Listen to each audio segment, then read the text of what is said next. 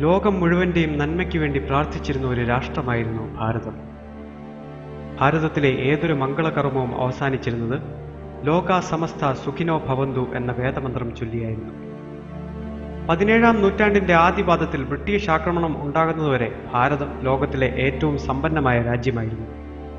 1947 വരെ വിദേശികൾ നശിപ്പിച്ച നമ്മുടെ രാജ്യത്തെ ഇപ്പോൾ നമ്മൾ തന്നെ നശിപ്പിക്കുന്നു.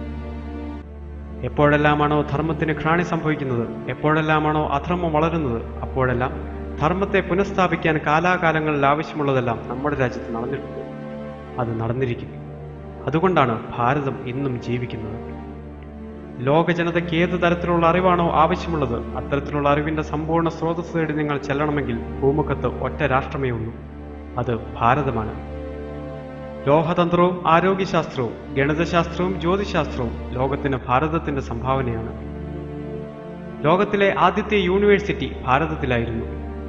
BC 5-ാം നൂറ്റാണ്ടിൽ തക്ഷശിലയിൽ ആരംഭിച്ച ഈ യൂണിവേഴ്സിറ്റിയിൽ ലോകത്തിലെ പല ഭാഗങ്ങളിൽ നിന്നുമായി 10,000-ഓളം വിദ്യാർത്ഥികൾ പഠിച്ചിരുന്നു.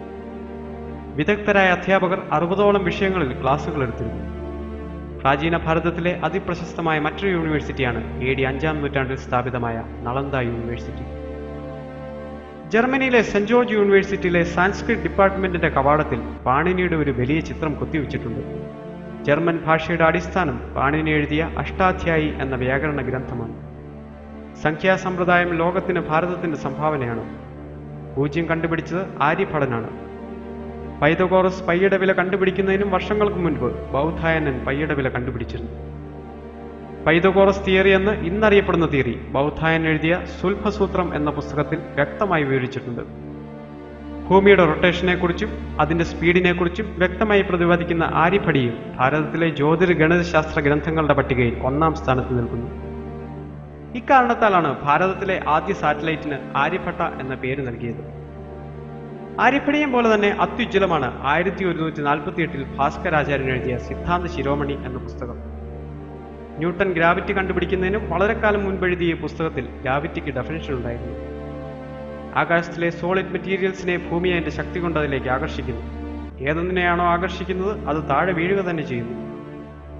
തുല്യശക്തി കൊണ്ട് പരസ്പരം ആകർഷിക്കുന്ന ജ്യോതിർഗോളങ്ങൾ എവിടെ ചെന്ന് പതിക്കാനാണ്? ഈ വരികൾ സിദ്ധാന്ത ശിരോമണിയിലെ ഭുവനകോശം എന്ന ഭാഗത്തിലെ 6-ാം അധ്യായത്തിൽ നിങ്ങൾക്ക് കാണാൻ സാധിക്കും. ആര്യഭടാചാര്യനും ഭാസ്കരാചാര്യനും വിവരിച്ചിരിക്കുന്ന എല്ലാ കാര്യങ്ങളും കൂടുതൽ എക്സ്പ്ലനേഷനോടുകൂടി ബ്രഹ്മഗുപ്തൻ ബ്രഹ്മസ്ഫുട സിദ്ധാന്തത്തിൽ എഴുതിയിട്ടുണ്ട്. വൃത്തത്തിന്റെ വിസ്തീർണം, വൃത്തത്തിന്റെ വ്യാപ്തം തുടങ്ങിയ എല്ലാ കാര്യങ്ങളും ബ്രഹ്മഗുപ്തൻ വളരെ വ്യക്തമായി ഇക്വേഷനോടുകൂടി നൽകിയിരിക്കുന്നു. പ്രാചീന ചികിത്സാ സമ്പ്രദായങ്ങളിൽ ആയുർവേദം പ്രഥമ സ്ഥാനത്ത് നിൽക്കുന്നു. ആധുനിക ശസ്ത്രക്രിയയുടെ പിതാവായി എന്നറിയപ്പെടുന്നത് സുശ്രുതനാണ്. ശസ്ത്രക്രിയയിൽ അനസ്തേഷ്യയുടെ ഉപയോഗത്തെക്കുറിച്ചും പ്ലാസ്റ്റിക് സർജറി നടത്തേണ്ടത് എങ്ങനെ എന്നതിനെക്കുറിച്ചും സുശ്രുതന് അറിവുണ്ടായിരുന്നു. ആധുനിക വൈദ്യശാസ്ത്രത്തിന്റെ പിതാവായി എന്നറിയപ്പെടുന്നത് ഹിപ്പോക്രാറ്റസ് ആണ്. ചരകന്റെയും സുശ്രുതന്റെയും പുസ്തകങ്ങളിൽ നിന്നാണ് താൻ ഔഷധശാസ്ത്രം പഠിച്ചതെന്ന് ഹിപ്പോക്രാറ്റസ് എഴുതിയ പുസ്തകത്തിൽ തന്നെ 117 പ്രാവശ്യം പറയുന്നു. ചികിത്സയ്ക്കായി ശരീരവും മനസ്സും ഒരുമിച്ച് ചേർക്കണം എന്നാദ്യമായി പറഞ്ഞത് സുശ്രുതനാണ്. ശരീരത്തിനേൽക്കുന്ന ഏതൊരാഘാതവും മനസ്സിനെയും, മനസ്സിനേൽക്കുന്ന ഏതൊരാഘാതവും ശരീരത്തെയും ബാധിക്കുമെന്ന് സുശ്രുത സംഹിതയിൽ പറയുന്നു. BC 700-ൽ എഴുതിയ ഈ സിദ്ധാന്തം 1993-ൽ വാഷിംഗ്ടൺ ഹെൽത്ത് ഇൻസ്റ്റിറ്റ്യൂട്ടിലെ ഡോക്ടർ ദീപക് ചോപ്ര പരീക്ഷണ വിധേയമാക്കി. ശരീരവും മനസ്സും പരസ്പരം യോജിച്ചാണിരിക്കുന്നെങ്കിൽ മനസ്സിനെ ചികിത്സിച്ചാൽ ശരീരം ഭേദമാകുമോ എന്നായിരുന്നു ദീപക് ചോപ്രയുടെ പരീക്ഷണം. ആ പരീക്ഷണം മുഴുവൻ നടത്തിയത് ആധുനിക വൈദ്യശാസ്ത്രം വളരെ കുറച്ചുനാൾ മാത്രം ആയുസ് പറഞ്ഞിരുന്ന ക്യാൻസർ രോഗികൾ ഉൾപ്പെടെയുള്ള രോഗികളിലായിരുന്നു. ഇന്ത്യൻ സ്പിരിച്വാലിറ്റിയെ അടിസ്ഥാനമാക്കി ഡോക്ടർ ദീപക് ചോപ്ര രൂപം കൊടുത്ത ക്വാണ്ടം ഹീലിംഗ് ഫലം കണ്ടു. മെഡിറ്റേഷനും പ്രാർത്ഥനയും മ്യൂസിക് തെറാപ്പിയും വഴി രോഗികൾ സുഖം പ്രാപിച്ചു. ക്വാണ്ടം ഹീലിംഗ് 21-ാം നൂറ്റാണ്ടിലെ അത്യാധുനിക ചികിത്സാ സമ്പ്രദായമായി വിലയിരുത്തപ്പെടുന്നു. യോഗശാസ്ത്രം എഴുതിയ പതഞ്ജലി മഹർഷി ഭാരതീയനായിരുന്നു. വാഷിംഗ്ടൺ പോസ്റ്റ് മാഗസിന്റെയും ന്യൂയോർക്ക് ടൈംസ് മാഗസിന്റെയും റിപ്പോർട്ട് അനുസരിച്ച് 40 വയസ്സ് കഴിഞ്ഞ അമേരിക്കക്കാരിൽ 64% വ്യക്തികളും യോഗ ചെയ്യുന്നവരാണ്. AD 400-ന് ശേഷം AD 1500 വരെ 100 കണക്കിന് രസതന്ത്ര പുസ്തകങ്ങൾ ഭാരതത്തിൽ എഴുതിയിട്ടുണ്ട്. ദശരത്നാകരം, ദശസമുച്ചയം, രസേന്ദ്രസാര സർവസ്വം, രസേന്ദ്ര ചൂടാമണി തുടങ്ങിയ പുസ്തകങ്ങളെല്ലാം തന്നെ നാഗാർജുനെ പോലുള്ള അതിപ്രഗത്ഭരായ ശാസ്ത്രജ്ഞർ എഴുതിയിരിക്കുന്നതാണ്. ഈ പുസ്തകങ്ങളിലെല്ലാം തന്നെ ഓരോ കെമിക്കലും എങ്ങനെയെല്ലാം ഉപയോഗിക്കണം എന്നുള്ളതിന്റെ വിവരങ്ങളുണ്ട്. കൂടാതെ സ്വർണം, വെള്ളി, tin, lead, iron, copper, mercury എന്നീ മെറ്റലുകൾ എപ്രകാരമാണ് പ്രോസസ് ചെയ്യേണ്ടത് എന്നതിനെക്കുറിച്ചുള്ള വിവരങ്ങളും ഈ പുസ്തകങ്ങളിലുണ്ട്. ലോകത്തിലെ ഏറ്റവും പഴക്കമുള്ള ആയോധനകലയായ കളരിപ്പയറ്റ് രൂപം കൊണ്ടത് പ്രാചീന ഭാരതത്തിലെ തെക്കൻ പ്രവിശ്യയിലുള്ള കേരളത്തിലാണ്. ലോകപ്രശസ്ത ആയോധനകലയായ ഷാവലിൻ കുംഫു അഭ്യസിപ്പിക്കുന്ന ഷാവലിൻ ടെമ്പിളിൽ ബോധിധർമ്മന്റെ വലിയൊരു പ്രതിമ നമുക്ക് കാണാൻ സാധിക്കും. ചൈനക്കാരെ മെഡിറ്റേഷനും ആയോധനകലയും പഠിപ്പിച്ചത് പ്രാചീന ഭാരതത്തിലെ പല്ലവ യുവരാജാവായിരുന്ന ബോധിധർമ്മനാണ്. വയർലെസ് കമ്മ്യൂണിക്കേഷൻ കണ്ടുപിടിച്ചത് മാർക്കോണിയല്ല, ഭാരതീയനായ ജഗദീഷ് ചന്ദ്രബോസാണ്. വിഷ്ണു ശർമ്മ AD 505 എഴുതിയ പഞ്ചതന്ത്രം എന്ന പുസ്തകം അമേരിക്കയിലെ CIA സിലബസിന്റെ ഭാഗമാണ്. ലേഷാറ്റിലെ പ്രിൻസിപ്പിൾ നിങ്ങൾക്ക് എല്ലാവർക്കും അറിയാം. Whenever the system is in equilibrium is disturbed, the system will adjust itself in such a way that the effect of the change is nullified. ഇതേ കാര്യം ഭഗവത്ഗീതയിൽ പറഞ്ഞിരിക്കുന്നത് ശ്രദ്ധിക്കുക. യഥാ യഥാ ഹി ധർമ്മസ്യ ഗ്ലാനിർഭവതി ഭാരത അഭ്യുത്ഥാനമധർമ്മസ്യ തത്തദ്മാനം സൃജാമ്യഹം പരിത്രാണായ സാധൂനാം വിനാശായ ചതുഷ്കൃതം ധർമ്മ സംസ്ഥാപനാർത്ഥായ സംഭവാമി യുഗേ യുഗേ. സന്തുലിതാവസ്ഥയിലിരിക്കുന്ന ഒരു സമൂഹത്തിൽ അധർമ്മം വർദ്ധിക്കുമ്പോൾ ധർമ്മത്തെ പുനഃസ്ഥാപിക്കാനായി വേണ്ടതെല്ലാം പ്രകൃതി തനിയെ ചെയ്യുന്നു.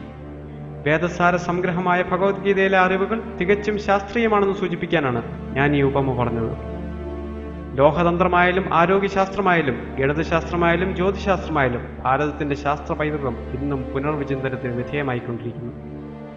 ഓക്സ്ഫോർഡ് യൂണിവേഴ്സിറ്റിയിലെ വളരെ പ്രശസ്തമായ ഒരു ലൈബ്രറിയാണ് ബോഡ്ലിയൻ ലൈബ്രറി. അവിടെ 20,000-ഓളം വരുന്ന കറുത്ത പെട്ടികൾ സൂക്ഷിച്ചു വെച്ചിട്ടുണ്ട്. 1946 വരെ ഇന്ത്യയിൽ നിന്നും ബ്രിട്ടീഷുകാർ കൊണ്ടുപോയ താളിയോല ഗ്രന്ഥങ്ങളാണ് ആ കറുത്ത പെട്ടികൾ സൂക്ഷിച്ചിരിക്കുന്നത്. പ്രശസ്തരായ പല ഗവേഷകരും ഇന്നും ആ ഗ്രന്ഥങ്ങൾ പഠിക്കാൻ ശ്രമിക്കുന്നു. ലോകം ഭാരതത്തിന് മുന്നിൽ 2 കൈയും നീട്ടി അറിവുകൾക്ക് വേണ്ടി യാചിക്കുന്ന ഒരു ദിവസമുണ്ടാകുമെന്ന് അർത്ഥശങ്കയ്ക്കിടയില്ലാത്ത വിധം പറഞ്ഞവരിൽ ഒരാൾ മാക്സ് മുള്ളറായിരുന്നു. 11 വർഷം വേദം പഠിച്ച് വേദങ്ങളെ ട്രാൻസ്ലേറ്റ് ചെയ്ത് 47 പുസ്തകങ്ങൾ അടങ്ങിയ ദ ബുക്സ് ഓഫ് ഓറിയന്റൽസ് എഴുതിയ മഹാപണ്ഡിതനായിരുന്നു മാക്സ് മുള്ളർ. നമ്മൾ യൂറോപ്യന്മാർ അന്ധകാരത്തിൽ ജീവിച്ചിരുന്ന കാലത്ത് ഒരു സമൂഹം പ്രകാശത്തിൽ ജീവിച്ചിരുന്നു. അവരുടെ സംഭാവനകൾ നാം മറക്കരുത് എന്ന് ആൽബർട്ട് ഐൻസ്റ്റീൻ പറഞ്ഞത് ഭാരതത്തെക്കുറിച്ചായിരുന്നു. 2010 അമേരിക്കയിൽ നടന്ന സെൻസസ് അനുസരിച്ച് അമേരിക്കയിൽ ജീവിക്കുന്ന പ്രവാസികളിൽ ഏറ്റവും കൂടുതൽ പണം സമ്പാദിക്കുന്നത് ഭാരതീയരാണ്. അമേരിക്കയിലെ 38% ഡോക്ടർമാർ ഭാരതീയരാണ്. 12% ശാസ്ത്രജ്ഞരും 36% നാസ ഉദ്യോഗസ്ഥരും ഭാരതീയരാണ്. മൈക്രോസോഫ്റ്റിലെ 34%, IBMലെ 28%, ഇന്റൽ കമ്പനിയിലെ 17%, സെറോസ് കമ്പനിയിലെ 13% ഉദ്യോഗസ്ഥർ ഭാരതീയരാണ്. പ്രതിഭ ഓരോ ഭാരതീയന്റെയും രക്തത്തിലുണ്ടെന്ന് മേൽപ്പറഞ്ഞ കണക്കുകൾ സൂചിപ്പിക്കുന്നു. ഇപ്പോൾ എൻ്റെ വാക്കുകൾ ശ്രവിക്കുന്ന നിങ്ങൾ ഓരോരുത്തരും നിങ്ങളുടേതായ പ്രവൃത്തി മണ്ഡലങ്ങളിൽ കഴിവ് തെളിയിച്ചവരാണ്. ഞാൻ പഠിച്ച സോഫ്റ്റ്വെയറുകളും എൻ്റെ അധ്വാനവും എൻ്റെ മാതൃരാജ്യത്തിനു വേണ്ടി ഞാൻ ഉപയോഗിച്ചു. ഇനി നിങ്ങളുടെ ഊഴമാണ്. മാതൃരാജ്യത്തോടുള്ള നിങ്ങളുടെ സ്നേഹം പ്രകടിപ്പിക്കേണ്ടത് വർഷത്തിലൊരിക്കൽ നടക്കുന്ന സ്വാതന്ത്ര്യ ദിനാഘോഷങ്ങളിൽ മാത്രമാകരുത്. നമ്മുടെ രാജ്യത്തെ കൊള്ളയടിക്കുന്നവരോടുള്ള അമർഷം പ്രകടിപ്പിക്കാൻ നിങ്ങൾ 5 വർഷം കാത്തിരിക്കരുത്.